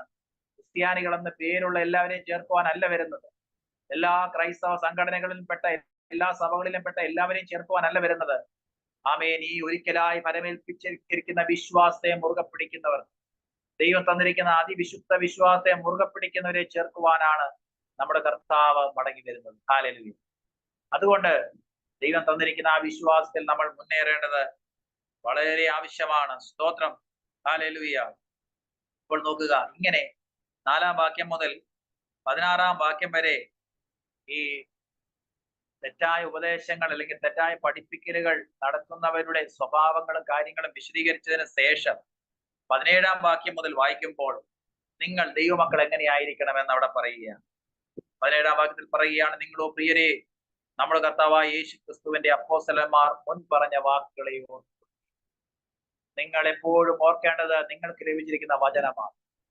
അപ്പോസ്തലന്മാർ നിങ്ങളോട് പറഞ്ഞിരിക്കുന്ന വചനങ്ങൾ, യേശു ക്രിസ്തു നിങ്ങളെ പഠിപ്പിച്ച ഉപദേശം, ഇത് നിങ്ങൾ ഓർക്കുകയും ഇതിൽ നിങ്ങൾ നിലനിൽക്കുകയും ചെയ്യേണ്ടത് ആവശ്യമാണ്. Price the Lord. 20-ാം വാക്യം മുതൽ പറയുകയാണ്, നിങ്ങളുടെ അതിവിശുദ്ധ വിശ്വാസത്തെ നിങ്ങൾ മുറുകെ പിടിക്കേണ്ടത് ആവശ്യം. എത്ര ദൈവമക്കൾക്ക് സന്തോഷമുണ്ട്, നമുക്ക് ലഭിച്ചിരിക്കുന്ന വിശ്വാസം the most holy faith. Hallelujah. അതിവിശുദ്ധ വിശ്വാസമാണ് ദൈവം നമുക്ക് തന്നിരിക്കുന്നത്. ആ വിശ്വാസത്തെ മുറുകെ പിടിക്കുവാൻ ദൈവം നമ്മളെ വിളിച്ചിരിക്കുകയാണ്. അതിനുവേണ്ടി പോരാടുവാൻ ദൈവം നമ്മളെ വിളിച്ചിരിക്കുകയാണ്. ധാരാളം തെറ്റായ ഉപദേശങ്ങൾ പ്രചരിച്ചുകൊണ്ടിരിക്കുന്ന ഈ കാലഘട്ടത്തിൽ ദൈവത്തിന്റെ വചനത്തിൽ നമ്മൾ കാണുന്ന ആ അതിവിശുദ്ധ വിശ്വാസത്തെ മുറുകെ പിടിക്കുവാൻ ദൈവം നമ്മെ തെരഞ്ഞെടുത്തിരിക്കുകയാണ്. അതെങ്ങനെ മുറുകെ പിടിക്കാൻ കഴിയുമെന്നാണ് ഇവിടെ പറഞ്ഞിരിക്കുന്നത്. ഒന്ന്, നിങ്ങൾക്ക് തന്നെ നിങ്ങൾ ആത്മീയ വർധന വരുത്തുക. നിങ്ങൾക്ക് തന്നെ ആത്മീയ വർധന വരുത്തുക. You have to edify yourself. Spiritually edify yourself. നിങ്ങളെ തന്നെ ആത്മീയ വർധന വരുത്തുക എന്ന് പറഞ്ഞാൽ എപ്പോഴും ആത്മാവിൽ ജാഗരിച്ചു കൊണ്ടിരിക്കുക, ആത്മാവിൽ വളരുക, ആത്മീയ ജീവിതത്തെ വളരെയധികം സൂക്ഷിക്കുക. കാരണം അനേകർ പട്ടുപോയ ഒരു ലോകത്തിലാണ് നമ്മൾ ആയിരിക്കുന്നത്. നമ്മളെക്കാൾ ശക്തരും, നമ്മളെക്കാൾ ബുദ്ധിയുള്ളവരും, നമ്മളെക്കാൾ ജ്ഞാനികളും, നമ്മളെക്കാൾ ദൈവത്തിന് വേണ്ടി പ്രയോജനപ്പെട്ടവർ പോലും വീണുപോയ ഒരു കാലഘട്ടം ഈ ലോകത്ത്. നിങ്ങളെപ്പോഴും ആത്മീയമായി നിങ്ങളെ തന്നെ സൂക്ഷിക്കുക എന്നാണ് ഇവിടെ പറയുന്നത്. നിങ്ങൾക്ക് തന്നെ ആത്മീയ വർധന വരുത്തുക. കൂട്ടായ്മകളിലും പ്രാർത്ഥനകളിലും ദൈവവചന ധ്യാനത്തിലും സമയം ചെലവഴിച്ച് ദൈവത്തോടുള്ള ബന്ധത്തിൽ മുന്നേറിയാൽ മാത്രമേ നമുക്ക് ഈ കാലഘട്ടത്തിൽ പിടിച്ചു നിൽക്കുവാൻ കഴിയുകയുള്ളൂ. നിങ്ങൾക്ക് തന്നെ ആത്മീയ വർധന വരുത്തുകയും, രണ്ടാമതായി പരിശുദ്ധാത്മാവിൽ പ്രാർത്ഥിക്കുക. Pray in the holy spirit. പ്രാർത്ഥിക്കുന്നത് വെറും ജൽപ്പനമായി മാറാതെ, വെറും ഒരു ചടങ്ങായി നമ്മുടെ പ്രാർത്ഥനകൾ അധപ്പതിക്കാതെ ആത്മാവിൽ പ്രാർത്ഥിക്കുവാൻ നമുക്കിടയായിത്തീരാം. പരിശുദ്ധാത്മാവിൽ പ്രാർത്ഥിക്കുക. Price the Lord. റോമാലേഖനം 8-ാം അധ്യായത്തിന്റെ 26 മുതൽ വായിക്കുമ്പോൾ അവിടെ പറയുകയാണ്, ദൈവത്തിന്റെ പരിശുദ്ധാത്മാവാണ് പ്രാർത്ഥിപ്പാൻ നമ്മളെ സഹായിക്കുന്നത്. വീണ്ടും പോലെ പ്രാർത്ഥിക്കേണ്ടത് എങ്ങനെയെന്ന് നമുക്കറിയയില്ല. പക്ഷേ പരിശുദ്ധാത്മാവ് തന്നെ ദൈവഹിതപ്രകാരം നമുക്ക് വേണ്ടി, വിശുദ്ധന്മാർക്ക് വേണ്ടി പക്ഷവാദം ചെയ്യുന്നു. Holy Spirit intercedes for us according to the will of God. ദൈവത്തിന്റെ ഹിതപ്രകാരം പ്രാർത്ഥിക്കുവാൻ പരിശുദ്ധാത്മാവാണ് നമ്മെ സഹായിക്കുന്നത്. Price the Lord. നമ്മുടെ പ്രാർത്ഥന പരിശുദ്ധാത്മാവിലായിരിക്കണം. ആത്മാവിൽ പ്രാർത്ഥിപ്പാൻ ദൈവം നമ്മെ സഹായിക്കട്ടെ. പിന്നെ പറയുകയാണ്, നിങ്ങൾ കർത്താവിന്റെ വരവിന് വേണ്ടി കാത്തിരിക്കുന്നവരായിരിക്കണം. You have to wait with great expectation. കർത്താവിന്റെ വരവിന് വേണ്ടി കാത്തിരിക്കുക. ഇത്രയും വർഷങ്ങളായല്ലോ, ഇനി കർത്താവ് മടങ്ങി വരുമോ എന്നൊക്കെ ചിന്തിക്കുന്ന ആളുകളുണ്ട്. കർത്താവ് വരികയില്ലെന്ന് ചിന്തിക്കുന്നവരുണ്ട്. പക്ഷെ ദൈവത്തിന്റെ വചനം, മാറ്റമില്ലാത്ത വചനം പറയുകയാണ്, കർത്താവ് വീണ്ടും വരും. എത്ര വർഷങ്ങൾ കഴിഞ്ഞാലും വരുവാനുള്ളവൻ വരും. അതുകൊണ്ട് ആ വരവിന് വേണ്ടി എപ്പോഴും കാത്തിരിക്കുന്നവരായിരിക്കണം ദൈവമക്കൾ. ഇന്ന് വന്നാലും നാളെ വന്നാലും ഏത് സമയം വന്നാലും ഒരുക്കത്തോടെ ഇരിക്കുവാൻ ദൈവത്തിന്റെ വചനം നമ്മളെ പ്രബോധിപ്പിക്കുക. മാത്രമല്ല, you have to keep yourself in the love of God. ദൈവ സ്നേഹത്തിൽ നിങ്ങളെ തന്നെ സൂക്ഷിക്കുക. ദൈവ സ്നേഹത്തിൽ നിങ്ങളെ തന്നെ സൂക്ഷിക്കുക. നമ്മളെ ദൈവം വിളിച്ചത് ദൈവ സ്നേഹത്തിൽ വസിക്കുവാനാണ്, ദൈവത്തിന്റെ സ്നേഹത്തിൽ വസിക്കുവാനാണ്. സ്നേഹിക്കാത്തവർ ദൈവത്തെ കണ്ടിട്ടില്ല. സ്നേഹിക്കാത്തവർക്ക് ദൈവത്തോടു കൂടെ ജീവിക്കാൻ കഴിയുകയില്ല. ദൈവം സ്നേഹം തന്നെ എന്ന് യോഹന്നാന്റെ ലേഖനത്തിൽ പറയുന്നു. അപ്പോൾ ആ ദൈവസ്നേഹത്തിൽ നമ്മളെ തന്നെ സൂക്ഷിക്കുക. ഇങ്ങനെയൊക്കെയാണ് നമ്മൾ ആ അതിവിശുദ്ധ വിശ്വാസത്തെ കാത്തു പരിപാലിക്കേണ്ടത്. നിങ്ങൾക്ക് തന്നെ ആത്മീക വർധന വരുത്തുക. പരിശുദ്ധാത്മാവിൽ പ്രാർത്ഥിക്കുക. കർത്താവിന്റെ വരവിന് വേണ്ടി കാത്തിരിക്കുക. ദൈവസ്നേഹത്തിൽ നിങ്ങളെ തന്നെ. എന്നിട്ട് അവസാനമായി 24-25 വാക്യങ്ങളിൽ യൂദാ കൺക്ലൂഡ് ചെയ്യുമ്പോൾ പറയുകയാണ്, വീഴാതെ വണ്ണം നിങ്ങളെ സൂക്ഷിച്ച് തന്റെ മഹിമാസന്നദ്ധിയിൽ കളങ്കമില്ലാത്തവരായി നിർത്തുവാൻ കഴിവുള്ള ദൈവത്തെയാണ് നിങ്ങൾ ആരാധിക്കുന്നത്. ഹല്ലേലൂയ. Price the Lord. അതുകൊണ്ട് ആ കർത്താവ് നിങ്ങളെ കളങ്കമില്ലാത്തവരായി സൂക്ഷിക്കും. നിങ്ങളെ അവൻ ആനന്ദത്തോടെ നിർത്തും. ദൈവസനയിൽ ആനന്ദത്തോടെ നിൽക്കുവാൻ കഴിയേണ്ടതിന് ദൈവം നമ്മെ സൂക്ഷിക്കുന്ന ദൈവമാണ്. ഹല്ലേലൂയ. എന്നെ കേൾക്കുന്ന പ്രിയമുള്ളവരെ, രാത്രികാലം നമ്മളെ സൂക്ഷിക്കുന്നത് കർത്താവാണ്. 1-ാം വാക്യത്തിൽ നമ്മൾ വായിച്ചല്ലോ, പിതാവായി ദൈവത്താൽ സ്നേഹിക്കപ്പെട്ടും ക്രിസ്തുവിനായി സൂക്ഷിക്കപ്പെട്ടും ആ കർത്താവ് നമ്മെ സൂക്ഷിച്ച്, ഇവിടെ യൂദാ പറയുകയാണ്, നിങ്ങളെ ദൈവസ്ഥനിൽ ആനന്ദത്തോടെ നിർത്തുവാൻ കഴിവുള്ള ദൈവത്തിൽ നിങ്ങൾ ആശ്രയിക്കും. Praise the Lord. ഇന്ന് രാത്രികാലം യൂദായുടെ ലേഖനത്തിന്റെ അടിസ്ഥാനത്തിൽ ചില കാര്യങ്ങൾ ആണ് മുൻപായിട്ട് പങ്കുവച്ചത്. ഈ ലേഖനത്തിന്റെ പ്രധാന വിഷയം എന്ന് പറയുന്നത്, content for the faith has been entrusted to us. നിങ്ങൾക്ക് പരമേൽപ്പിച്ചിരിക്കുന്ന വിശ്വാസത്തിന് വേണ്ടി പോരാടും. ആ അതിവിശുദ്ധ വിശ്വാസത്തെ മുറുകെ പിടിക്കും. ഇന്ന് രാത്രികാലം ഈ വചനത്തിന്റെ അടിസ്ഥാനം നമ്മെ തന്നെ ദൈവങ്ങളിലേക്ക് നമുക്ക് സമർപ്പിക്കാം. യൂദാ എഴുതിയ ഈ കൊച്ചു ലേഖനത്തിൽ താൻ ധാരാളം കാര്യങ്ങളോ ഉപദേശങ്ങളോ ഒന്നും എഴുതിയില്ല. പക്ഷേ അവിടെ പ്രധാനമായും പറഞ്ഞിരിക്കുന്നത്, നിങ്ങൾക്ക് ലഭിച്ചിരിക്കുന്ന വിശ്വാസത്തെ മുറുകെ പിടിക്കും. അതിൽ നിങ്ങൾ മുന്നേറുക. ആ വിശ്വാസത്തിൽ വളരുക. ആ വിശ്വാസത്തിൽ നിലനിൽക്കുക.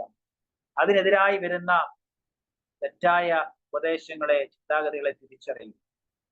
ദൈവവചനത്തിൽ നിലനിൽക്കുക. കാരണം നിങ്ങൾക്കൊരു ലക്ഷ്യസ്ഥാനമുണ്ട്. അതെവിടെയാണ്? കർത്താവിന്റെ സന്നിധിയിൽ. അവിടെ നമ്മൾ എത്തിച്ചേരണം. അവന്റെ സന്നിധിയിൽ ആനന്ദത്തോടെ നിൽക്കുവാനിടയായി. അതിനായി നമ്മെ തന്നെ ദൈവങ്ങളിലേക്ക് സമർപ്പിക്കാം. ഈ വിശ്വാസത്തിൽ നിലനിൽക്കാൻ നമ്മെ തന്നെ സമർപ്പിക്കാം. നമ്മെ സൂക്ഷിക്കുന്ന ഒരു കർത്താവിന്റെ സന്നിധിയിലാണ് നമ്മളായിരിക്കുന്നത്. അവൻ നമ്മെ നിർത്തുവാൻ ശക്തനാണ്. കരങ്ങളിലേക്ക് ഏൽപ്പിക്കാം. ഈ വചനങ്ങളാൽ കർത്താവ് നമ്മെ അനുഗ്രഹിക്കുമാറാകട്ടെ. ഇപ്രകാരം അവസരം തന്ന കർത്താവിന്റെ ദാസന്മാരോട് നന്ദി.